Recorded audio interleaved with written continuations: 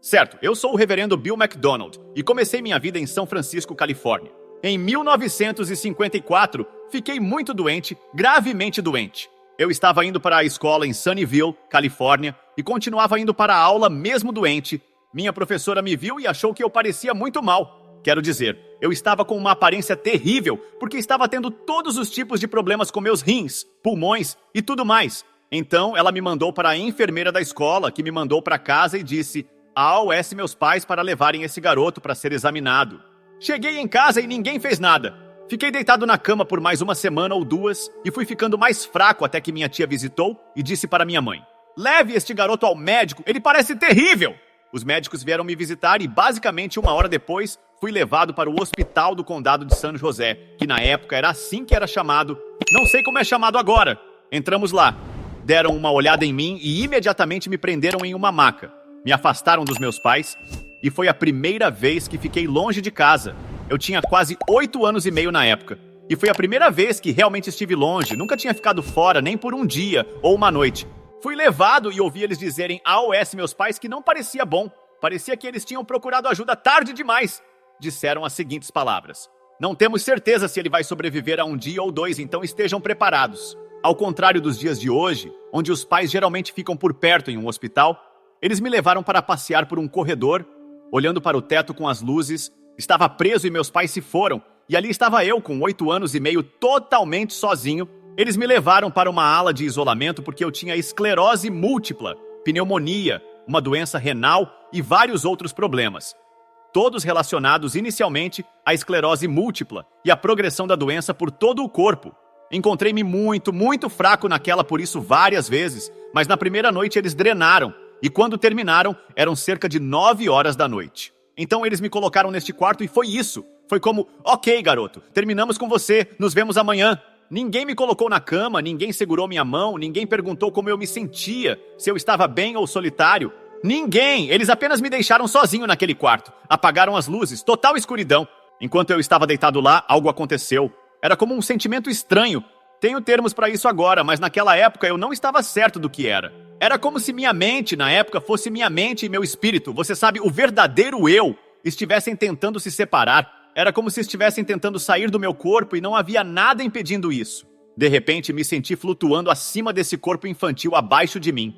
Esse corpo quebrado que estava realmente doente, muito magro e fraco. E senti a dor no meu corpo desaparecer e percebi que não estava sentindo nenhuma dor. Olhei para baixo porque sentia que estava flutuando e pairando sobre o corpo. E olhei para baixo e senti pena daquele corpo. Foi como: uau, sinto pena daquele corpo. Está em má forma, mas mesmo naquela idade eu sabia que não era aquele corpo. Eu era esse espírito, ou como eu diria hoje em dia, era essa consciência separada daquele corpo. Naquela época, simplesmente não era eu e estava separado. Era como se estivesse sendo puxado e levantado do corpo, como se estivesse tentando escapar, mas não estava totalmente fora. Estava lá. Mas era como se uma parte de mim ainda estivesse segurando, e o quarto ficou claro, era luz com leveza. Era como se eu fosse apenas uma pena. E enquanto eu olhava para as nuvens e coisas ao meu redor, de repente, eu só estava sentindo. E isso não vai surpreender ninguém que tenha assistido a vídeos sobre experiências de quase morte, um grande amor. Todos descrevem de maneira diferente, mas eu acho que a maneira como eu o descrevi naquela época, porque eu tinha uma avó italiana, sabe, que beliscava suas bochechas, te abraçava. Foi como se, de repente, eu tivesse 1 milhão de avós italianas, beliscando minhas bochechas, me abraçando e apenas me amando. Era esse tipo de sensação, era como se você fosse amado, mesmo que eu tivesse entrado naquele hospital e estivesse basicamente separado dos meus pais, totalmente sozinho, e agora, de repente, eu estava sentindo o maior amor que já senti até aqui, le momento em toda a minha vida. Não apenas me sentia amado, mas também me sentia amando em troca. Eu era parte desse amor. Não havia separação entre o amor que eu recebia, o amor que eu sentia e o amor que eu estava dando. Era tudo um só. E então era como se houvesse nuvens ao meu redor, e de repente comecei a ver imagens. Como se um filme estivesse se desdobrando. Era como um grande caleidoscópio de cenas. Muitas pessoas falam que, quando morrem, passam por um túnel, veem a luz e depois têm uma revisão de vida. Bem, aos 8 anos de idade, você não terá uma revisão de vida muito extensa. Você pode ter puxado o rabo do cachorro, provocado a irmã, algo assim. Não há grandes coisas para rever. Então eu tive algo muito incomum. Eu tive um caleidoscópio em cascata que foi uma prévia dos próximos 50 anos da minha vida. Eu vi praticamente tudo o que aconteceria na minha vida. Eu estava quase com 59 anos, e sei que é verdade porque isso se transferiu para o mundo real. E eu me encontrei tendo déjà vu, déjà vu, déjà vu, sabendo o que ia acontecer e tudo mais. Eu vi coisas como minha esposa, que conheci no ensino médio, e eu sabia que ia me casar com ela. Vi nós dois mais tarde na vida e vi as crianças que eu ia ter. Vi a Guerra do Vietnã. Isso foi por volta de 1954, mais ou menos, e a Guerra do Vietnã não estava nas notícias. Não era algo que eu assistiria na televisão. Mas vi esses helicópteros estranhos. Eu sabia que eram helicópteros, mas tinham uma forma estranha, que estava sendo inventado naquela época. Nem estava em campo voando em guerras ainda. Então eu sabia que coisas iam acontecer. Vi o assassinato de Kennedy. Era como se eu estivesse assistindo em uma televisão preto e branco. Eu até vi Ronald Reagan sendo baleado. Eu presumi que ele seria morto. Não vi ele morrer, mas pensei que ele seria porque eu o vi sendo baleado. Mas eu estava errado. Ele não morreu, o que é bom. Exceto por aquele evento que não aconteceu exatamente como eu pensava, tudo mais aconteceu. Em que casas eu ia morar, onde ia trabalhar, quem eu ia conhecer, meus filhos, a faculdade, tudo na minha frente. E mais tarde na vida, no final dessa apresentação de imagens, eu me vi indo para a Índia, quando eu tinha por volta de 58 anos e meio, quase 59. Eu me vi na Índia. E foi meio que onde essa visão meio que terminou, eu indo para a Índia em busca de qualquer sabedoria ou experiências, mas eu sabia que era mais ou menos para lá que a jornada estava indo. E enquanto eu estava fazendo isso, havia alguns números que ficavam aparecendo, 2 e 9. Eles viravam e pareciam 59 às vezes, pareciam 29. E eu não sabia na época o que aquilo significava. Eu pensava, bem, talvez a OS 29 anos eu vá morrer, ou talvez a OS 59 eu vá morrer, talvez eu tenha um susto, talvez haja algumas mudanças importantes na minha vida. Então tudo isso estava acontecendo enquanto eu estava deitado lá, totalmente sentindo amor, sem ideia nenhuma de quanto tempo estava levando, sem ideia de quando, se e todas essas outras perguntas de quando isso vai acabar. Finalmente percebi que se eu estou vendo o futuro, isso significa que tenho um futuro. Então morrer naquele momento naquele hospital não era um futuro projetado. Basicamente, eu sabia que ia voltar. É interessante porque eu realmente não queria voltar. Eu estava feliz, estava contente. Então finalmente me vi meio que flutuando, literalmente flutuando de volta para o corpo. E de repente, tive esse peso pesado. É quando você está flutuando como uma pena e de repente, você é um objeto pesado. Esse corpo material é realmente difícil. Então, eu deitei lá e eu não estava mais pensando em chorar porque ninguém estava lá para mim. Eu estava apenas sentindo amor. Acabei ficando naquele hospital na ala de isolamento por semanas, mas acabei ficando no hospital por 1 ano. 1 ano de praticamente repouso na cama, não podia sair da cama. Encontrei-me tendo nada além de tempo todos os dias para fazer absolutamente nada. Eu não tinha televisão, rádio, livros, jornais, livros de colorir, brinquedos, telefones, nenhum celular, obviamente, nem mesmo um telefone fixo. Nada.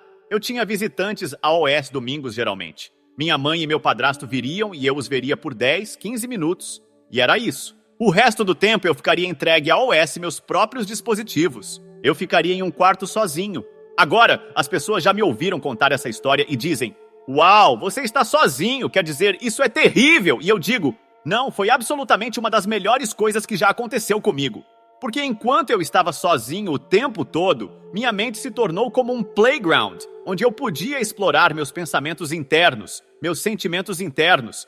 Todos os dias eu passava meu tempo nesse êxtase e comecei a ter conversas com Deus, com Jesus. Não havia mais ninguém por perto para conversar. Então, em minha mente, eu compartilhava tudo com Jesus. E isso era o grande destaque na época.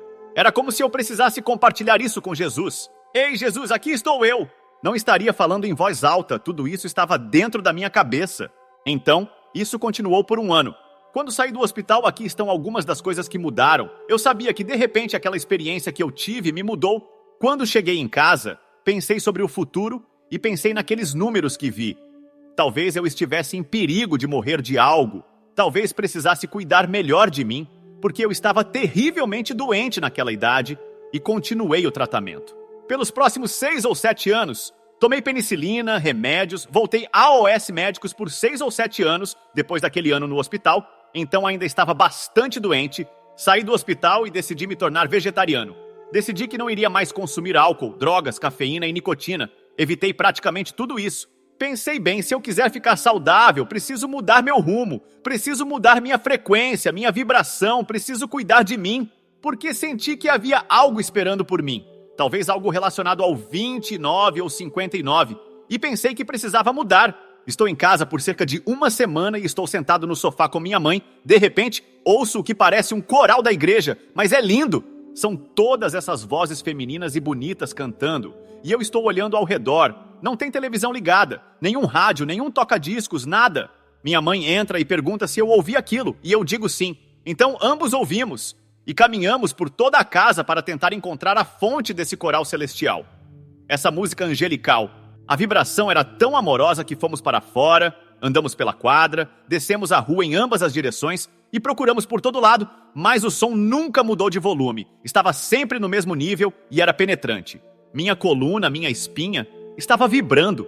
Então, desistimos de tentar encontrar a fonte e minha mãe finalmente disse: "Bem, isso provavelmente são os anjos cantando para você. Aproveite!" E assim fizemos. No dia seguinte, meus 2 cachorros estavam brincando fora de casa, e o menor escapou, correu na frente da casa e foi atropelado por um carro. O carro estava indo a cerca de 60 km por hora. Ele estava deitado na rua, sangrando pela boca, pelo nariz, pelos olhos e pelos ouvidos. Estava praticamente achatado, com a língua para fora, parecendo morto. Eu o peguei e o levei para dentro de casa. Eu realmente amava esse cachorro e tentei fazer algo por ele que eu tinha aprendido enquanto estava no hospital. Na época, eu pensava: se você está carregando seu corpo com toda essa energia, mas não está usando essa energia fisicamente, para onde ela está indo? Eu imaginava como se tivesse baterias internas, e quando eu carregava meu corpo através da tensão e visualização de energia entrando, eu tinha essa energia aqui, como se minha bateria estivesse carregada. Decidi usar esse processo de pensamento no meu cachorro. Então levei o cachorro para dentro de casa, o coloquei no meu colo, coloquei minhas mãos no corpo machucado do cachorro e simplesmente energizei. Visualizei luz e amor descendo pelos meus dedos para o cachorro. Foi como se uma eletricidade estática acontecesse. E bum, você sabe, como se fosse um desfibrilador.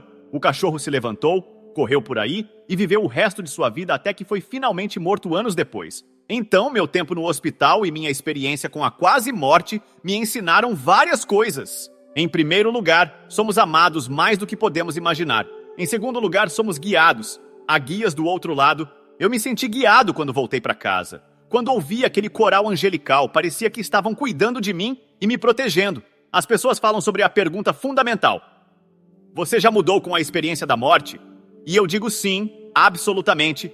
Com 8,5, quando isso aconteceu, mudou-me profundamente. Não só me tornei vegetariano, mas também me tornei livre de drogas, álcool, fumo, de tudo.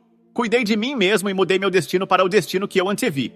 Também aprendi algo sobre cura no processo, tanto para mim, quanto para o meu cachorro e para os outros. E é isso que faço agora, ministrando workshops ao redor do mundo. Acabei de falar e fazer workshops de cura na Índia em janeiro passado, e já estive em Salt Lake City, Nova York e Carolina do Norte, por todo o país. E vou visitar outros países nos próximos anos, ensinando o que aprendi com a minha primeira experiência de quase morte. Quer continuar assistindo a outros relatos como este?